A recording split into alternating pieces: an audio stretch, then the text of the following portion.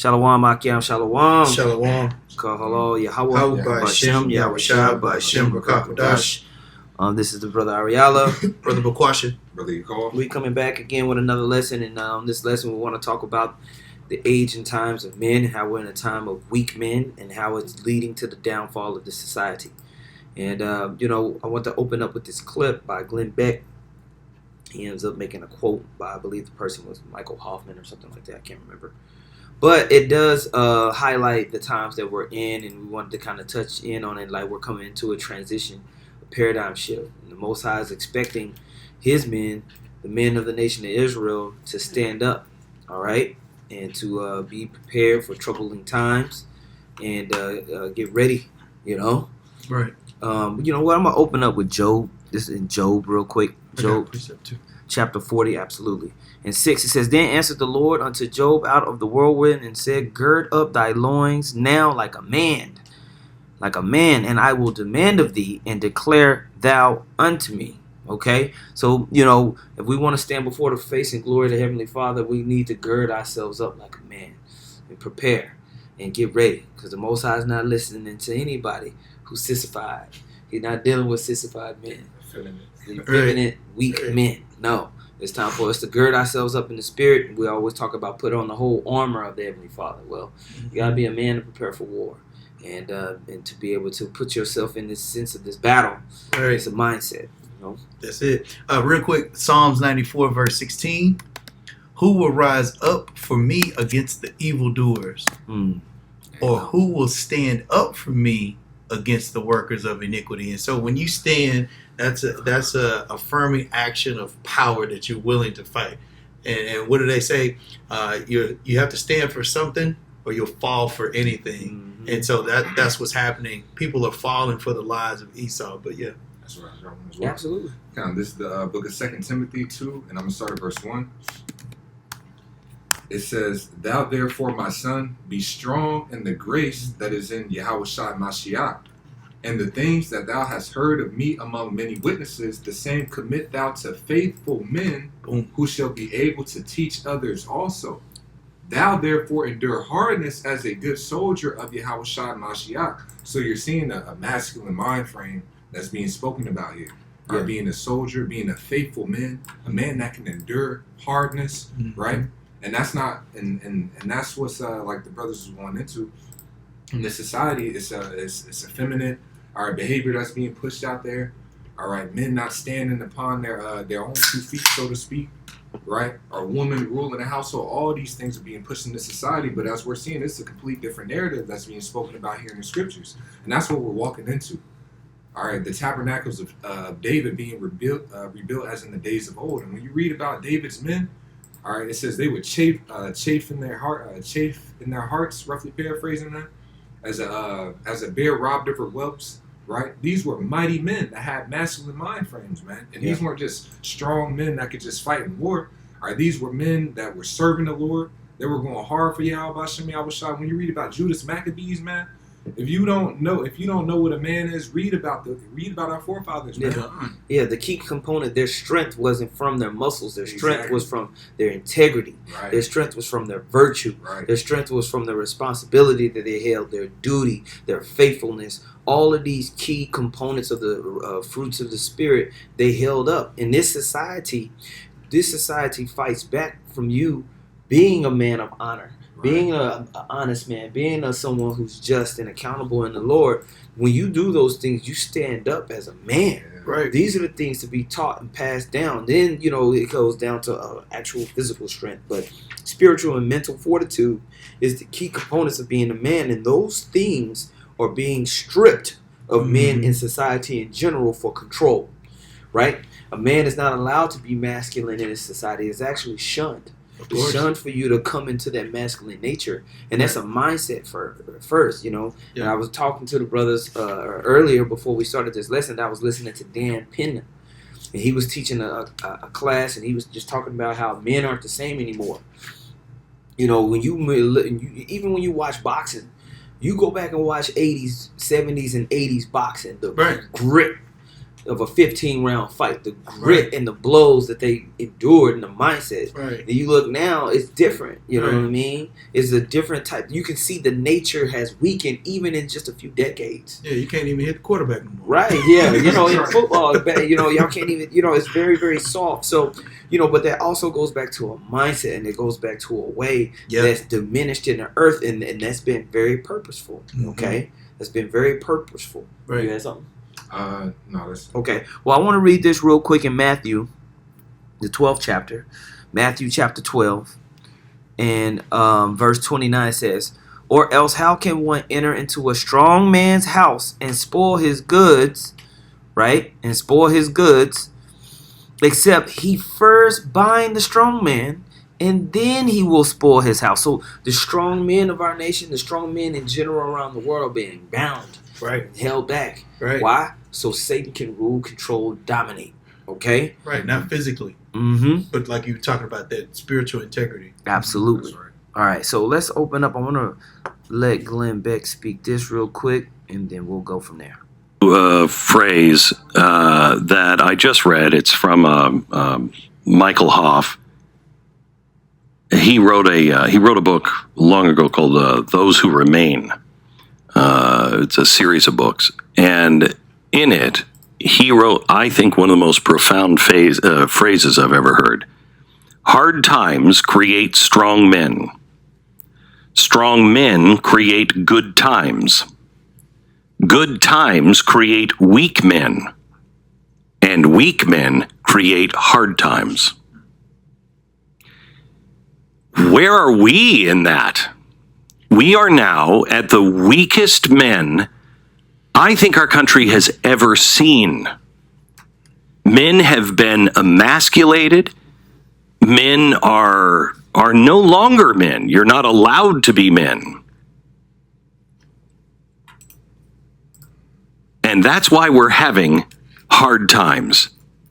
And those hard times are going to do nothing but increase, and it's prophetic. It's prophetic that there's been an emasculation that's literally being pushed across the earth. I'm holding that 2 Ezra 14. That's beautiful. You know, we're going to touch on that.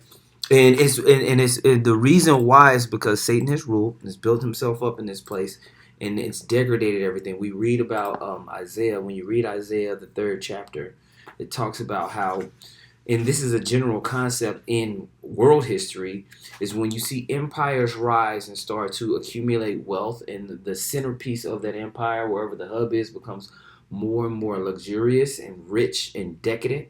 What happens is, because things are so good, the women begin to rise up in that society and kind of take over.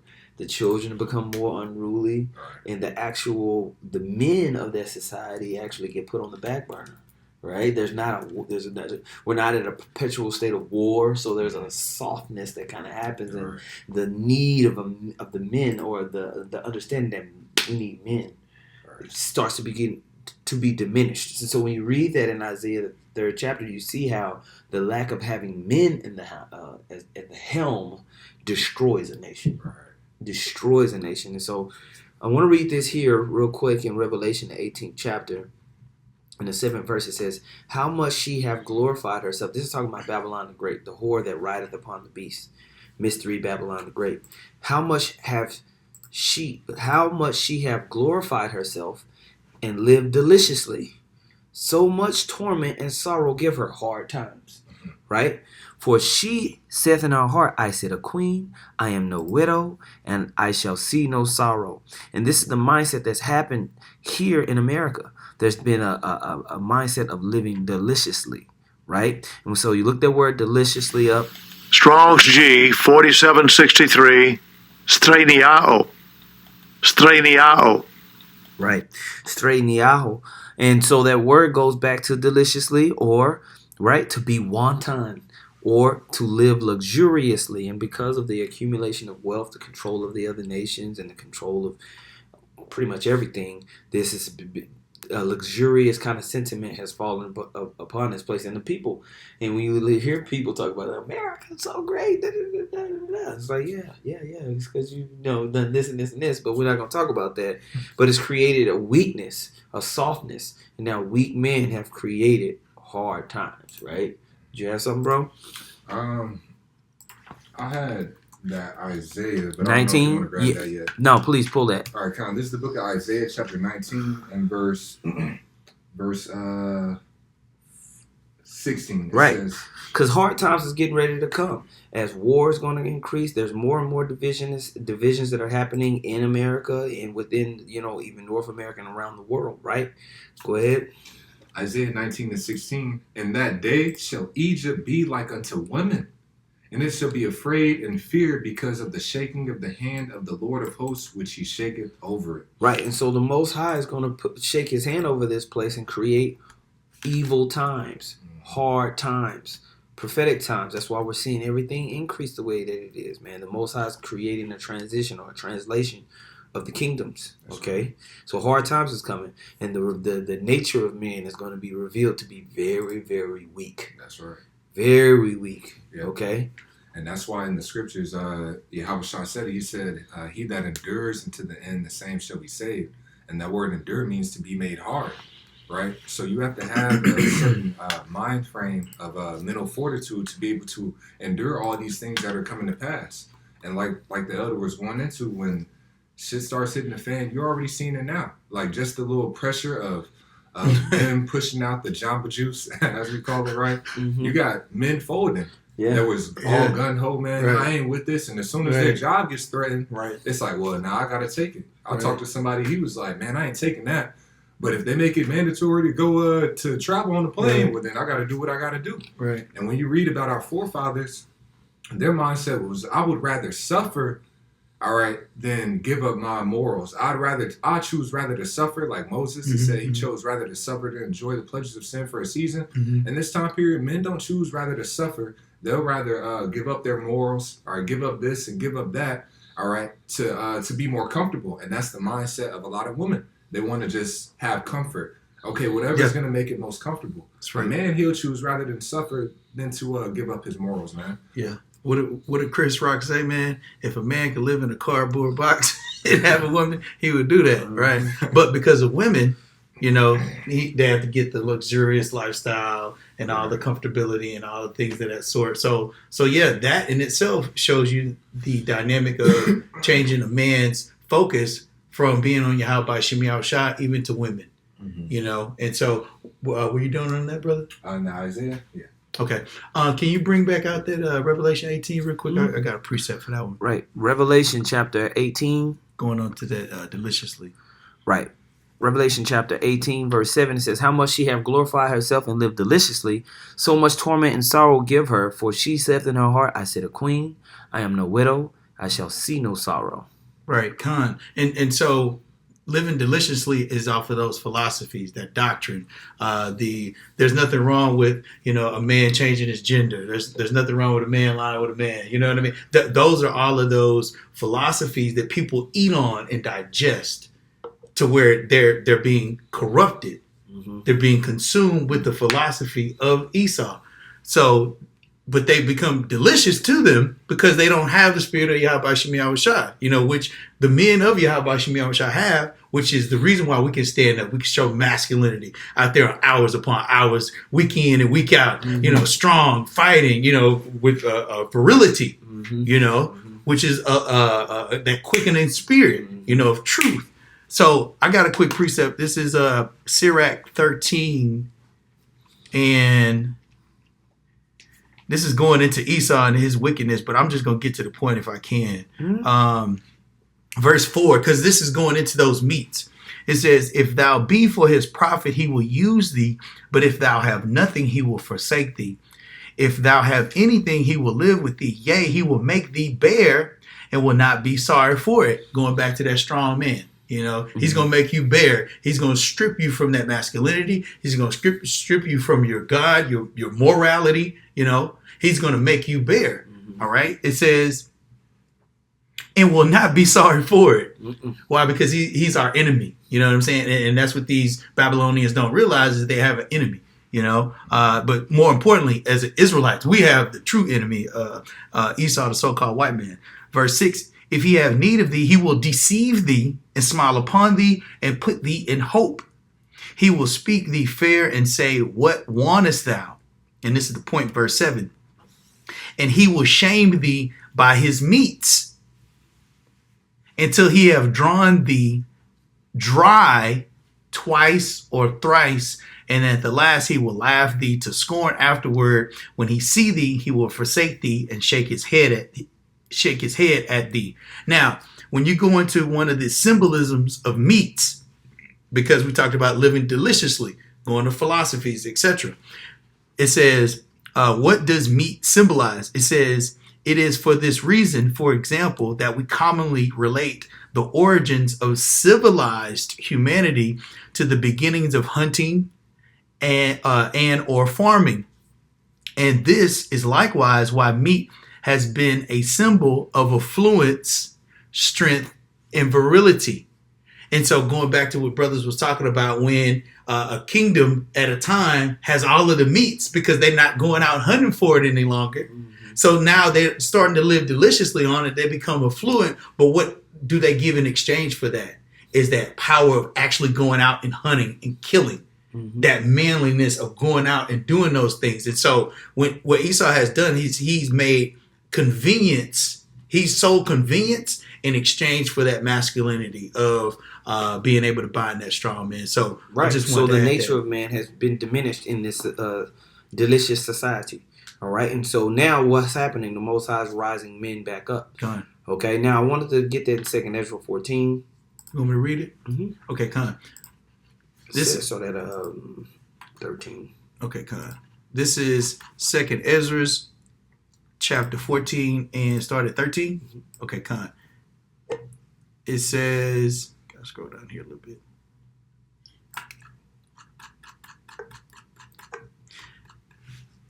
Okay, it says, now therefore set thine house in order and reprove thy people. Right, and we always talk about the father, Abba, right? Mm-hmm. You know, the Aleph and the Ba. That word is for father in the Hebrew, with the Aleph meaning the strength and the Ba meaning the Bayath, right? House. The strength of the house, right? The I goes to the ox head, which is the strength, right? And the Ba goes to the house. The man, the father, is the strength of the house. Scripture here says, "Set thine house in order." And the key component of setting thy house in order is reproving the men and having them stand up in righteousness. And this is the purpose of us going out and calling out and preaching and gathering the hopeful elect, right? This church of men to start to set the house in order with rising up men. Okay? Verse 13, now therefore set thine house in order and reprove thy people. Comfort such of them as be in trouble, and now renounce corruption. Mm-hmm. Let go from thee mortal thoughts. Cast away the burdens of man. Put off now the weak nature. Put that weak nature off, man. That concern over worldly matters, and put on the nature of strength and of obedience to the Heavenly Father. Yahweh Ba'ashem Yahweh Shah. Go ahead. Verse 15, and set aside the thoughts that are most heavy unto thee, and haste thee to flee from these times. Rise ye up in part, for this is not your rest. All right, this place is polluted. Right. Go ahead. Verse 16, for yet greater evils than those which thou hast seen happen shall be done hereafter. Hard times. Go ahead. Right. For look how much the world shall be weaker through age. Right. So the time through age has created what? Softer, weaker, emasculated men. Mm-hmm. All right. And we're here to put that off. Right. Put on a nature of righteous masculinity. Okay. Right.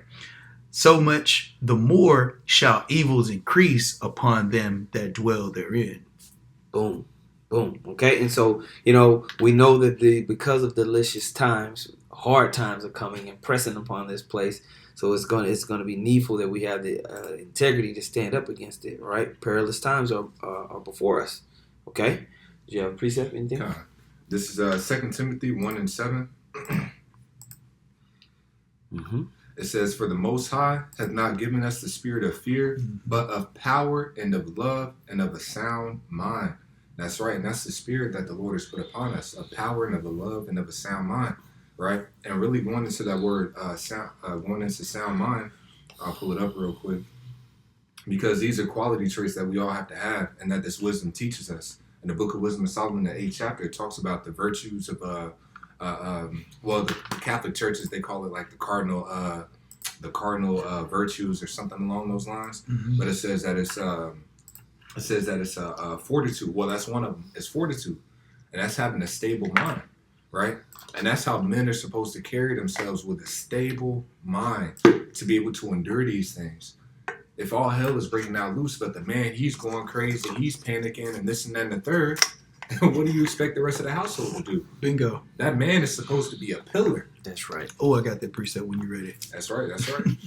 But that man is a pillar, and that's what the scriptures talk about in the Book of Revelation. It says how he'll make his certain men pillars, all right, within the church. The scriptures talk about being steadfast, being unmovable. Right. The scriptures talk about our house being built upon a rock. You see these different analogies that the scriptures use. It's about a man being stable-minded, and that's what we have to have.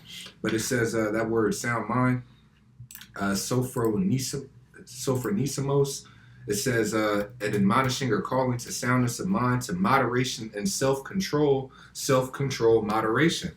And that had me thinking about when you brothers were speaking on how this society pretty much promotes the satisfaction of the flesh constantly. All right, so it creates a comfortability to where you can at any time, I can go satisfy my flesh, I can go be comfortable. That's what it's and about. this and that and the third, and then you can get in a weak mind frame.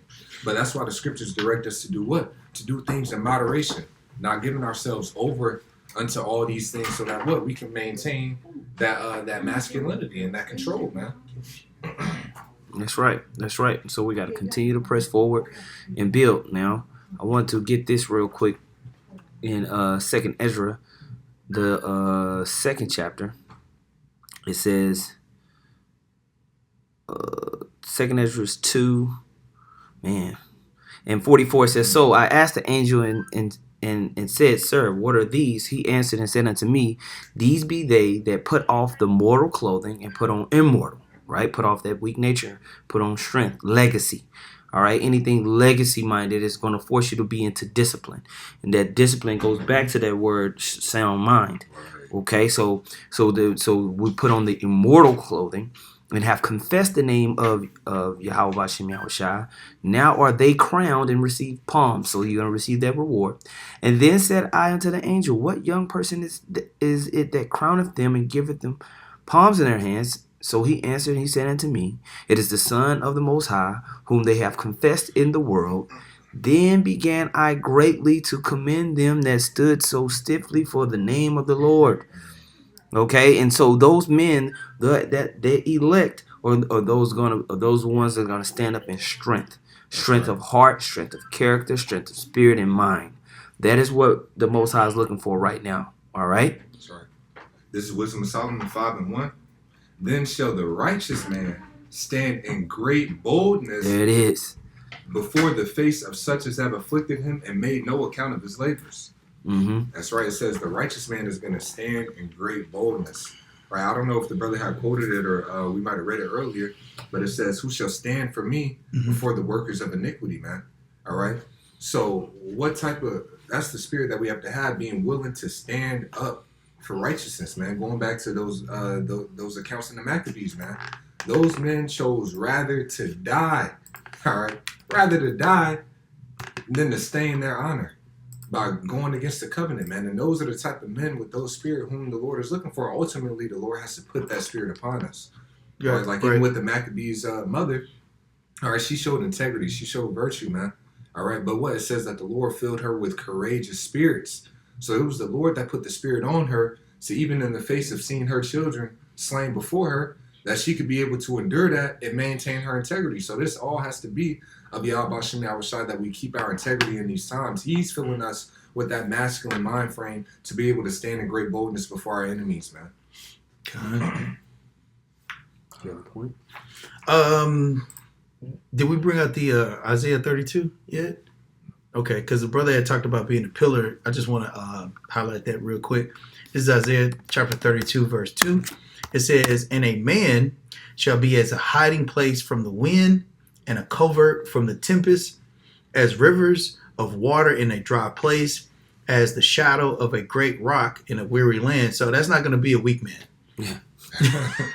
Absolutely. A weak man is not going to be a hiding place from the wind because he would blow over, Mhm. right? No, nor a covert from the tempest because it's going to be hot. You know what I'm saying? Thermonuclear destruction. All right, you know what I'm saying?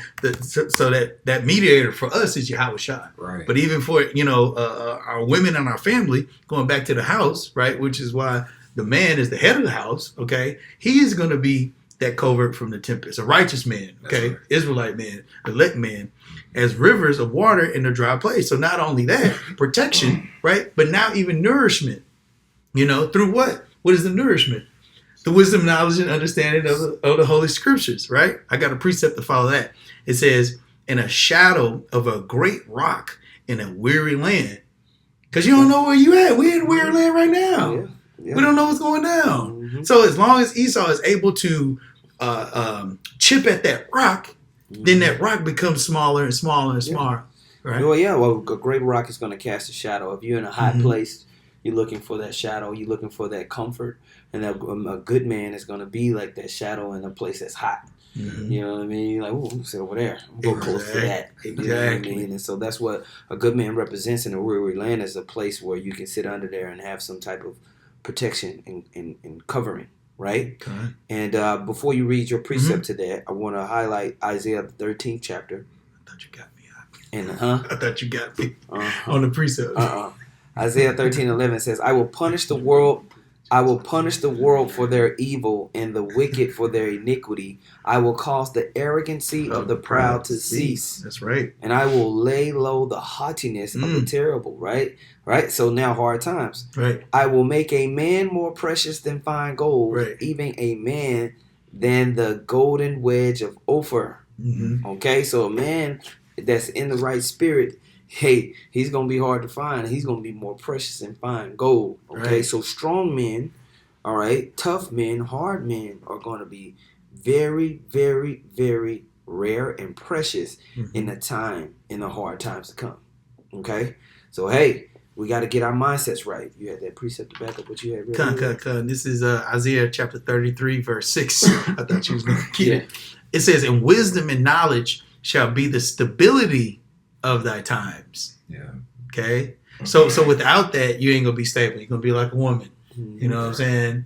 Which is unstable. I mean, truth be told, right? But the stability we have is from Yahweh Shem Yahweh Shai. That's that wisdom. That's that knowledge. The reason why we can stand firm. The reason why those brothers and their mother, they were like, all right, cool. You know what I'm saying? Right. Hey, we'll see you next, in the reincarnation. We'll be back. Right. That's what he said. We'll be back. It's cool. Go ahead. And even in that, just extrapolating, only imagine what type of man that father had to be that was in that household. Right. Yeah. Right. For Exactly. those children to have that, Yeah. because it doesn't speak about him, but look at all these sons that he had that died for what they was raised up in, and even to the mother. So you could see the influence of that man within that household without even reading about him. Which is the reason why Esau is so adamant about trying to destroy the elect and destroy this word, because that's our power source. You had talked about that in 2 Timothy, the first chapter. Mm-hmm. We don't have the spirit of fear, but of what? Of power. Of power. What is our power? Yahweh Shem Yahweh Shai. So Esau's he's got to go for the jugular in that sense, but he can't do it. You know what I'm saying? So to close this out, Isaiah 33:6, and wisdom and knowledge shall be the stability of thy times and strength of salvation. That's right. The fear of the Lord is his treasure. So going back to that man, and the reason why he'll be a hiding place from the wind and all of those other things is because we have fear of Yahweh Shem Yahweh Shai. That's right. I have one real quick. This is the book of Zephaniah, chapter 1 and verse 14. It says, the great day of the Lord is near. It is near and hasteth greatly. Even the voice of the day of the Lord, the mighty man shall cry there bitterly. Mm-hmm. So the men, even in this society, are the few men that still try and uphold a certain masculine frame. Like you got the red pill community and so on and so forth. So you already see a rebellion towards the feminization of men out here. But even those men, right? Those men are going to fold in that day. Why? Because what the brother read, it says, wisdom and knowledge shall be the stability of thy times and strength of salvation. Right? See, us having this wisdom of Yahweh Shem Yahweh Shai, that's what's going to allow us to be stable. It says in the gospel, Yahweh Shai gave the parable. He said, I will liken this man that heareth these sayings of mine and doeth them unto a man that built his house upon a rock. So, man, that's actually applying that wisdom and knowledge and understanding. He's that Isaiah 13. All right, that man that shall be as fine gold. That's how you know those scriptures like Isaiah 32 is talking about a man of the Lord. Right. All right, because he's going to be the one that's stable. If he's actually hearing these sayings and applying them, man. Yep. Those are the true men. Yep. So in a sense, you give praise to Yahweh Shem Yahweh Shai for these hard times, because it's a proving ground to become a hard man faster. What better way to, when Goku and everything like that, they wanted to level up, what do? They put themselves in a harder situation so that they can more quickly reach the level, the hyperbaric time chamber, right? Yeah. So we've been put in the most wicked captivity in the history of the earth. So it's been kind of a hyperbaric time chamber of us rekindling righteousness within us. Okay? And that's why in the Book of Wisdom of Solomon, I believe it's the 4th chapter, it says that Enoch, he was made perfect in a short time. All right? So the same thing with us. We're being perfected in a short amount of time through the trials and tribulations that we're going through, man. And I was thinking about, as you were speaking, it's the same thing on a scale of like fasting. All right? When you fast, you're choosing to afflict yourself to get that spiritual growth quick. It's like putting yourself in the hyperbolic time chamber in that aspect. You focus more, you're locked in, all right, you're putting away everything to the flesh, right? To consume the spirit, to grow in the spirit, and it quickens it. So it shows you, just as an example, those hard times or affliction, all right, not giving ourselves over to appetites and so on and so forth, like the scripture says in the book of Sirach, it crowns our life, right? It puts us in a rulership mentality, it gets us closer to Yahweh Shem Yahweh Shai. Okay. Well, that was a point I wanted to make. Did you have any closing statements? Hey, man, so we know these hard times are coming just because the nature of men has diminished. And so there's a transition happening, man. So, Lord willing, that was edifying for you, Hakim, out there listening, man. Call halal. Yahweh Ba'Shem, Yahweh Shai Ba'Shem Rakakwadash. Double honors once again to the apostles and elders of Great Millstone. Much peace, love, and salutations to you, Hakim, out there pushing words of sincerity and true. Shalom. Shalom.